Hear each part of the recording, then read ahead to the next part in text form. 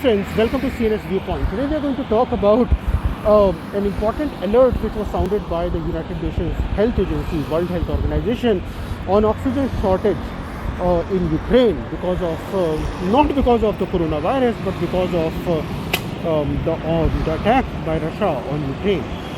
So it made me think why United Nations agencies can't work on unitedly together.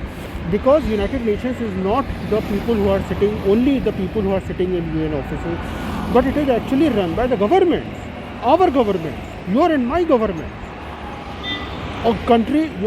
Heads of the states of all the countries in the world drive the United Nations globally, and it was formed, if you read the UN Charter, so that situations like Second World War never happens. World peace remains, sustainable development where no one is left behind remains. All our governments have endorsed the agenda of sustainable development.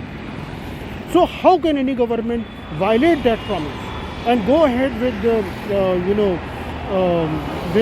creating situations that are causing oxygen crisis in other countries, in a way violating or making creating problems for UN agencies like World Health Organization, as well as, of course, devastating lives of people basically. So it is not only about Russia, it is also about US, it's also about every other country that has engaged in war. There is no space for war. War is not a solution for anything. War is only going to create more problems and more complex problems and more long-term problems, and basically it is the people who suffer very serious long-term consequences of any war which has happened in history.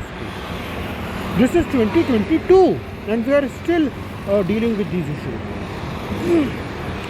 United Nations agencies have played a very important role in bringing governments together on one agenda, and that is multi-sectoral response at all different ministries, all different departments, all different sectors, communities, private sector have to work together in sync so that they deliver on the promise of sustainable development where no one is left behind. So at least this policy harmonization has to happen across the sector, even within UN. WHO also has to ask other UN agencies why governments that run that UN agency, those UN agencies, are failing to ensure that the crises like Ukraine, Russia do not happen. Of course, WHO needs to raise an alarm on oxygen crisis. That is a humanitarian crisis, and let us hope it doesn't aggravate and it is addressed as soon as possible. But this is such an avoidable issue. And again, Ukraine-Russia is in the spotlight because it is happening currently.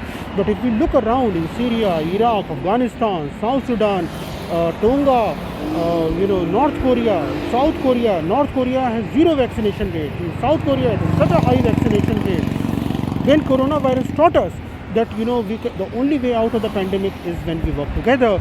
Then we have to keep our political and other kind of differences aside and work together as one team.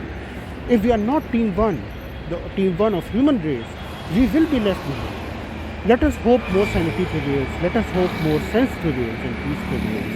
With this hope, I'll end today's CNS Viewpoint, and tomorrow again we will be back at 5 p.m. India time with the thoughts and views and perspectives on something that we discuss quite interesting.